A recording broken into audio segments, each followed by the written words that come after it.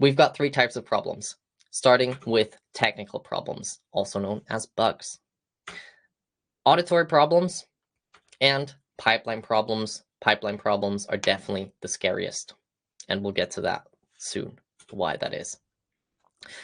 Technical problems happen usually at an implementation level, so middleware, game engine, or in the code. They cause the audio playback to break generally, and that means, for example, a sound is not being triggered, resulting in silence, or a sound is being triggered too often, causing multiple instances of the sound to overlap, or a variable in the game data is needed to modify the audio, and that is broken or incorrect. Or you submitted an empty sound file and that results in a missing sound. Has definitely happened to me once or twice. Oopsie. Auditory problems generally means it doesn't sound right. They are multi-level problems, kind of like across design, implementation, or mixing. So they can happen kind of like at many different levels or multiple different levels. And generally the problem is that they fail to convey information, feedback, or emotion to the player effectively. It's also unclear to the player when they're running out of ammunition. So this could be an example, for example. Or the car doesn't feel fast enough when driving at high speeds. Or the level in this horror game doesn't feel scary. Or there's too much going on at once when there are lots of enemies on screen. So yeah, those are different problems that you might encounter with auditory problems. Then pipeline problems, which are at a management level generally, and they cover the systems, logistics, and the interpersonal relationships, among other things.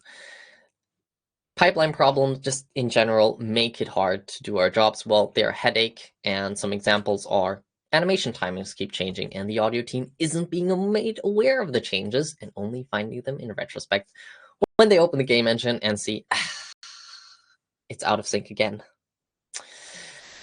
A regularly scheduled meeting with no clear purpose or objectives, wasting development time instead of saving it. I'm sure you've had those before, where everyone comes into a meeting and then it's just kind of like wishy-washy, nothing gets done, and everyone's just wasted a bunch of time. Or the delivery speed of different assets varies drastically between team members doing the same thing.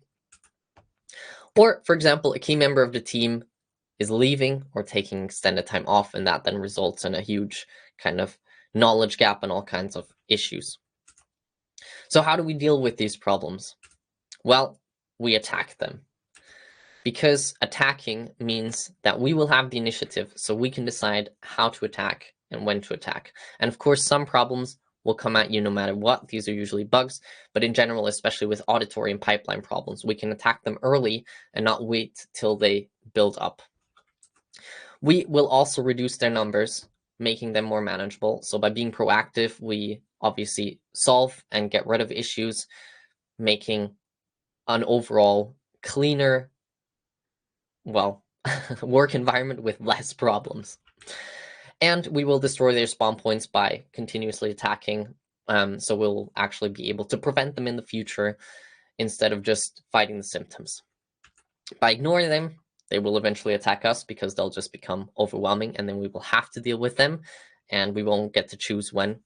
And they will multiply, and eventually they will simply overwhelm us because when there's too many problems stacked up, it's just really hard to deal with them.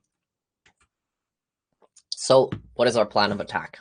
Well, there's a process for this, and that is reproduce, debug, fix, and test the problem.